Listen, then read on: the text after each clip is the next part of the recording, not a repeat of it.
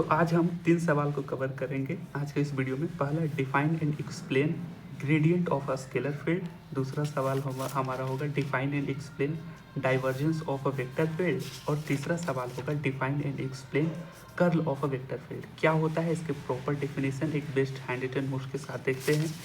तो पहले सवाल की तरफ मूव करते हैं। पहला सवाल क्या है, define and explain gradient of a scalar field. ठीक है, इसको समझने से पहले ना मुझे एक चीज़ समझाना चाहता हूँ, बताना चाहता हूँ। ये हो जाता है ना, हम जो है vector differentiation operator, vector differentiation operator, ये किसी स्पेस में वेक्टर डिफरेंशिएशन ऑपरेटर ये होता है कि डेल्टा जो होता है, इसको डेल या डेल्टा भी बोलते हैं। ये I cap del upon del X plus J cap del upon del Y plus K cap del upon del Z होता है। ये फॉर्मूला या ये ऑपरेटर आपको ध्यान में रखना, वेक्टर डिफरेंशिएशन ऑपरेटर।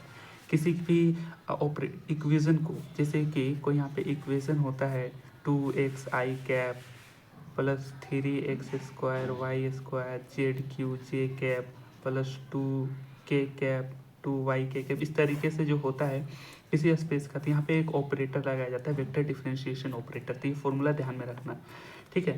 तो इसको ध्यान में देखते हैं। अच्छा, किसी भी अगर कोई क्वांटिटी जो है हमारा होता है, क्वांटिटी जैसे कि कोई हम स्केलर क्वांटिटी मान के लेते हैं टेम्परेचर, तो अगर हमें इसका रेट ऑफ चेंज चाहिए, इसका रेट ऑफ चेंज क्या होता है, रेट ऑफ चेंज होता है del T upon del T, ये टाइम के रिस्पेक्ट में रेट ऑफ चेंज होता है। लेकिन यही अगर हमारे पास डायमेंशन एक्स वाई और जेड हो, तो इसका मैक्सिमम चेंज क्या होता है, मैक्सिमम रेट ऑफ चेंज क्या होता है, तो ये हो जाता है del T upon del X, ये वाई के रिस्पेक्ट में del T upon del Y हो जाता है, और ये जेड के रिस्पेक्ट में del T upon del Z हो जाता है। तो ये चीज़ समझ में आ रही होगी आपको। तो gradient of a scalar field यही होता है कि gradient of a scalar field define as the maximum rate of change of any scalar function in a space. यानी कोई भी स्केलर फंक्शन का मैक्सिमम रेट ऑफ चेंज होता है। मैक्सिमम रेट ऑफ चेंज यही हुआ, किसी स्पेस की बात करें, यहाँ पे टेम्परेचर की बात करें, लेकिन यहाँ पे हम स्पेस की बात कर रहे हैं। तो इसी तरीके से हमारे पास कोई एक स्केलर फंक्शन होगा, जिसे मान लो कि ये कोई स्केलर फंक्शन इस तरीके से दे दिया जाएगा, तो इसी का मैक्सिमम रेट ऑफ चेंज निकालना है इन अ स्पेस में। यहाँ पे समझते हैं कि लेट सपोज फाई जो है एक्स वाई जेड जो है be a scalar function with their corresponding coordinates X Y Z. बिल्कुल सही, हाँ। Their maximum rate of change will be along the coordinates. X के अगर हमारा फंक्शन है, ये स्केलर फंक्शन है, ठीक, तो इसका मैक्सिमम रेट ऑफ चेंज क्या हो जाएगा, del psi upon del X हो जाएगा, del psi upon del Y हो जाएगा, del psi upon del Z हो जाएगा। तो हमें जब ग्रेडियंट निकालना हो किसी भी स्केलर फील्ड का, ये स्केलर फील्ड है, इसका मैक्सिमम रेट ऑफ चेंज, तो इस तरीके से निकालेंगे ग्रेडियंट। ये ग्रेड वर्ड लिखेंगे और ये फाइव डालेंगे यहाँ पे, और I cap del psi upon del X plus J cap del psi upon del Y plus K cap del psi upon del Z. तो इस तरीके से हमारे ग्रेडियंट ऑफ स्केलर फील्ड आ गया।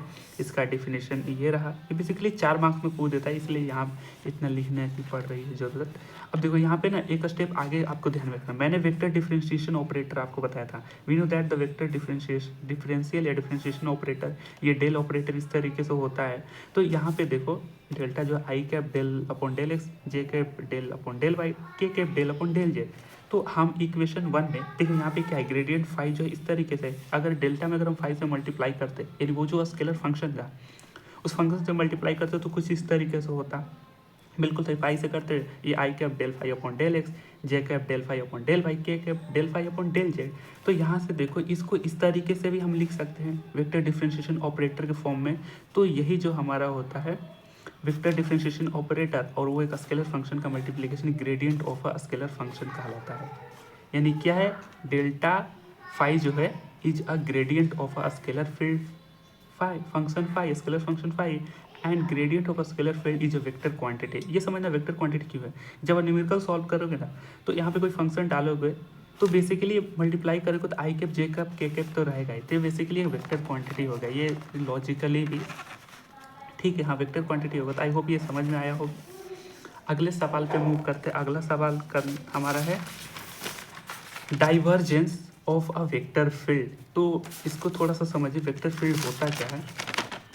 वेक्टर फील्ड समझना कि दुनिया का कोई भी ऑब्जेक्ट हो, चाहे वो कोई एक क्यूब हो, ठीक, चाहे हवा हो, या फिर कोई पानी का बहाव हो, कोई भी इस तरीके का सरफेस हो तो इसके हर पॉइंट पर एक नॉर्मली हम वेक्टर लाइंस, जिसको ए वेक्टर बोलते हैं, हम ए वेक्टर बोलते हैं, वेक्टर लाइंस ड्रॉ कर सकते हैं इस सरफेस के नॉर्मली। जैसे ये सरफेस इसके नॉर्मली, अगर आउटवर्ड सरफेस है इसके नॉर्मली हम वेक्टर लाइन ड्रॉ कर सकते हैं, इसके सरफेस पर नॉर्मल, तो हर एक पॉइंट पर उसके नॉर्मली, जैसे कि ये एक हवा का बहाव होता है, इसके हवा के हर एक पार्टिकल पर हम एक वेक्टर लाइन इस तरीके से ड्रॉ कर सकते हैं। ये अगर कोई स्ट्रिंग मान लो, ये कोई रस्सी मान लो, तो इसके हर पॉइंट पर एक वेक्टर लाइन ड्रॉ कर सकते हैं। तो ये समझ आया वेक्टर लाइन होता है क्या। अब यहाँ पे समझना, हम समझते हैं, अच्छा अगर कोई भी वेक्टर ए है, कोई भी वेक्टर ए है जो किसी सरफेस एस से पास कर रहा है, तो इसका फ्लक्स का फॉर्मूला आपको पता होगा। फ्लक्स का फॉर्मूला क्या होता है, ये इंटीग्रेशन ए डॉट डी एस। ये पूरे अगर सरफेस का में हमें जो फ्लक्स जो डाइवर्ज कर रहा है, ये आ रहा है या जा रहा है या नहीं जा रहा है, तो इसका फॉर्मूला ये होता है। अच्छा दूसरी चीज़, सरफेस इंटीग्रल क्या होता है आपको पता होना चाहिए। किसी भी वेक्टर ए का अगर हम सरफेस इंटीग्रल करते हैं, सरफेस इंटीग्रल करते हैं तो कुछ इस तरीके से निकालते हैं, ए डॉट डी एस। ये सरफेस इंटीग्रल को डबल इंटीग्रेट करते हैं। डबल इंटीग्रेट क्यों, क्योंकि जो हमारा सरफेस क्या होता है, लेंथ इंटू ब्रेथ, तो यहाँ पे दो डायमेंशन आता है, एक या तो एक्स डायरेक्शन में होता है, एक दूसरा वाई डायरेक्शन में होता है, या डायमेंशन भी बोल सकते हो, इसलिए यहाँ पे डबल इंटीग्रेट करा जाता है। तो ये सरफेस इंटीग्रल, तो ये दो चीज़ें समझ में आई, वेक्टर फील्ड और ये फ्लक्स क्या होता है। या फ्लक्स क्या होता है, फ्लक्स का फॉर्मूला ये होता है। फ्लक्स का मतलब भी यही होता है कि कितने नंबर ऑफ लाइंस जो है इस सरफेस से आउटवर्ड हो रही है या बाहर जा रही है, या फिर इस सरफेस में आ रही है, इस सरफेस में आ रही है, या फिर कोई जा ही नहीं रही है। तो फ्लक्स का फॉर्मूला कुछ इस तरीके से होता है, उसका सरफेस और ये। तो अब डाइवर्जेंस समझते हैं कि the divergence of a vector field at any point, किसी भी पॉइंट पर, यहाँ पे जो हमने वेक्टर फील्ड जो निकाला था, इसके किसी भी पॉइंट पर क्या होता है, defines as the amount of flux per unit volume diverging from that point. यानी कि ये जो पॉइंट है, ये जो सरफेस है, इस पे अमाउंट ऑफ फ्लक्स डाइवर्ज का मतलब होता है या तो वो बाहर जा रहा होगा फ्लक्स, या फ्लक्स जो है अंदर आ रहा होगा, कितना फ्लक्स अंदर आ रहा होगा या कितना फ्लक्स जा रहा होगा, या फिर कोई फ्लक्स पास ही नहीं कर रहा होगा। ये डाइवर्जन का बेसिकली मतलब होता है। इसके तीन कंडीशन होंगे, या तो कम होगा या ज़्यादा होगा या फिर होगा ही नहीं।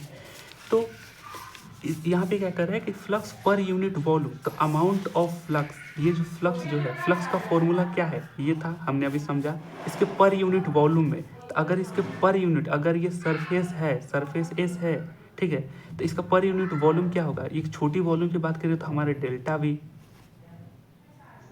तो इस तरीके से हम लिख सकते हैं कि डाइवर्जेंस का जो फॉर्मूला क्या होता, ये अमाउंट ऑफ फ्लक्स, ये अमाउंट ऑफ फ्लक्स जो है ये पर यूनिट वॉल्यूम जो है, और यहाँ पे लिमिट में देखा जाए तो यहाँ पे डेल्टा वी को हम जीरो लिख सकते हैं, मतलब जीरो टेंड्स टू कर रहा है। तो ये हमारा जो होता है divergence of a vector field का ये फॉर्मूला आ गया। तो इसी डिफिनेशन को तो हमें लिखना है, एक बार फिर से देखना। It is defined as amount of flux per unit volume diverging का मतलब कितना आ रहा है या फिर कितना जा रहा है या फिर नहीं जा रहा है फ्लक्स। और इसका मैथमेटिकली देखते हैं कि let's suppose a vector field A है, कोई एक वेक्टर फील्ड ए है, then divergence will be dot product with operator A. यहाँ पे एक मैथमेटिकली एक और फॉर्मूला ध्यान रखना, अगर कोई वेक्टर फील्ड ए है, अगर उसका हमें डाइवर्जेंस निकालना है तो उन दोनों में बस डॉट प्रोडक्ट ले लेंगे। डॉट प्रोडक्ट लेंगे तो ये आई डॉट आई क्या होता है, वन होता है, जे डॉट जे वन होता है, के डॉट के ये भी वन होता है। तो ये सिंपल सा ही है, ये सिंपल सा है। तो एक फॉर्मूला ध्यान में रखना। दूसरा हमारे फॉर्मूले के हिसाब से क्या था, amount of flux diverging per unit volume. तो if you say in terms of the relation with the flux के divergence of a vector field क्या होगा, ये जो है अमाउंट ऑफ फ्लक्स का फॉर्मूला ये होता है amount of flux per unit volume. अगर छोटी सी वॉल्यूम होती तो हम डेल्टा भी लेते, तो लिमिट डेल्टा भी टेंड्स टू जीरो। तो ये डाइवर्जेंस ए का हो गया। डाइवर्जेंस ए को इस तरीके से डिनोट करते हैं, ये डाई भी ए लिखते हैं, या फिर इसको ऐसे भी लिख सकते हैं, डाइवर्जेंस ए का डेल ऑपरेटर के साथ ए वेक्टर में डॉट प्रोडक्ट करते हैं। तो यहाँ पे चीज़ें आई होप की समझ में, ये इसकी थ्योरी रही, ध्यान में रखना। डाइवर्जेंस में अगर किसी वेक्टर फील्ड ए का डाइवर्जेंस निकालना है तो उस डेल ऑपरेटर के साथ इसका डॉट प्रोडक्ट ले लेंगे। अच्छा ये डॉट प्रोडक्ट लेंगे तो ये क्या वैल्यू आएगी, डॉट प्रोडक्ट में आती है हमारी स्केलर क्वांटिटी, यानी जब सॉल्व करते हैं न्यूमेरिकल को तो कोई एक नंबर आ जाता है। तो ये ध्यान रखना, it is a scalar quantity. दूसरा फॉर्मूला क्या था, दूसरा फॉर्मूला था डाइवर्जेंस ए का amount of flux per unit volume. Amount of flux का फॉर्मूला क्या होता है, ए डॉट डी एस होता है। ये फॉर्मूला ध्यान में रखना। और पर यूनिट वॉल्यूम तो ये डेल्टा वी, ये लिमिट यहाँ से डेल्टा वी जो है टेंस टू जीरो कर रही है। अगर छोटे से वॉल्यूम के लिए है, पर यूनिट वॉल्यूम की बात की जा रही है ना, तो इस तरीके से डाइवर्जेंस है। अच्छा, वेक्टर ए को या तो आप ए तीर के साथ इस तरीके से नोटेशन करो या फिर एक बोल्ड लेटर ए में करना। तो आई होप ये डाइवर्जेंस ऑफ वेक्टर फील्ड समझ में आया होगा। अगला सवाल हमारा है curl of a vector field. What is a curl of a vector field, इसको डिफाइन करते हैं। ये curl of a vector field होता है। इसको समझने से पहले हम समझते हैं वेक्टर फील्ड कोई ए है, जैसे कि कोई वेक्टर फील्ड ए है, तो अगर कोई लाइन है, जैसे ये लाइन का कोई बेसिकली ये लाइन है, लाइन हो गया या फिर कोई कर्व हो गया, इसको कर्व भी तो बोल सकते हैं। तो इस कर्व का अगर छोटा सा एलिमेंट अगर हम ले तो यहाँ पे एक डीएल एलिमेंट हो जाता है। ये छोटा सा एलिमेंट, ये भी डीएल एलिमेंट होता है। ये छोटा सा एलिमेंट, ये डीएल एलिमेंट होता है। तो इसका डिफिनीशन ये कर रहा है कि curl of a vector field at any point, किसी भी पॉइंट पर defines at the maximum line integral of that vector per unit area. पर unit area, maximum line integral. Line integral को समझते हैं, हमने सरफेस इंटीग्रल में डबल इंटीग्रेट करा था। लाइन इंटीग्रल में क्या होगा, बेसिकली लाइन होता है। किसी भी वेक्टर फील्ड एक लाइन इंटीग्रल निकालना हो ना, तो ए डॉट डी एल कर देना, और ये सिंगल। ये सिमिलरली इस तरह अगर हमें इतना पॉइंट से ए से अगर बी चाहिए तो यहाँ से ए से और बी लिख देंगे। लेकिन खैर अगर हमें पूरे अगर क्लोज लूप के लिए चाहिए तो ए डॉट डी एल कर देंगे लाइन इंटीग्रल, अगर हमें पूरे क्लोज लूप के लिए चाहिए। तो आपको समझ में आया कि लाइन इंटीग्रेट क्या करना है, किसी भी वेक्टर ए है बस उसमें डीएल के साथ इस तरीके से इंटीग्रेट कर दो। यहाँ पे सिंगल इंटीग्रेशन होगा क्योंकि ये लीनियर है, इसका डायमेंशन 1 ही है। तो यहाँ पे क्या कर रहा है कि मैक्सिमम लाइन इंटीग्रल पर यूनिट एरिया। तो लाइन इंटीग्रल तो ये रहा। अब मैक्सिमम लाइन इंटीग्रल के मतलब कि समझो जहाँ से जहाँ जा रहे हैं, तो मैक्सिमम के लिए ये करते हैं, ये साइन से डिनोट करते हैं मैक्सिमम, ये पूरे लूप के लिए। अब पर यूनिट एरिया, अगर इस लाइन के छोटे से टुकड़े की बात करूँ, इसका लेंथ डीएल है। अब इसके पर यूनिट एरिया की बात कर रही है, तो पर यूनिट एरिया क्या होता है, यहाँ पे डेल्टा एस होता है। तो ये लिमिट इस तरीके से कर देंगे, डेल्टा एस टेंड्स टू 0, तो ये हमारा क्या आ जाता है, ये हमारा कर्ल ए आ जाता है। तो ये डिफिनीशन के हिसाब से ये फॉर्मूला आपको ध्यान में रखना। ये फॉर्मूला ध्यान रखना, कर्ल ए का इस तरीके से है, डाइवर्जेंस का, क्योंकि वो गॉस और स्टोक्स थ्योरम प्रूव करने में बहुत ही सहायता करेंगे। यही फॉर्मूले का ही यूज होगा। खैर यहाँ पे देखते हैं, it is defined as the maximum line integral vector per unit area and it is a vector quantity. यहाँ पे देखना कि जब भी, अब मैथमेटिकली एक और फॉर्मूला आप ध्यान में रखना कि जब भी किसी वेक्टर फील्ड ए का अगर हमें कर्ल वेक्टर फील्ड निकालना हो तो उसमें हम क्रॉस प्रोडक्ट कर देंगे ये डेल ऑपरेटर के साथ। ये वेक्टर डिफरेंशिएशन ऑपरेटर है, हाँ समझ में। क्रॉस प्रोडक्ट इस तरीके से निकालते हैं, आपको पता होगा। तो ये डिफिनीशन के हिसाब से कर्ल ऑफ वेक्टर फील्ड आ गया। ये मैक्सिमम लाइन इंटीग्रल हमको चाहिए उस कर्व का, तो इस तरीके से हमने लिख दिया पर यूनिट एरिया। तो एरिया क्या है, सरफेस हो गया उसका, तो limit delta S tends to 0 curl का आ गया। कर्ल में क्या रखना, बस क्रॉस प्रोडक्ट लेते हैं डेल ऑपरेटर के साथ। ठीक, तो आई होप ये समझ में आया होगा।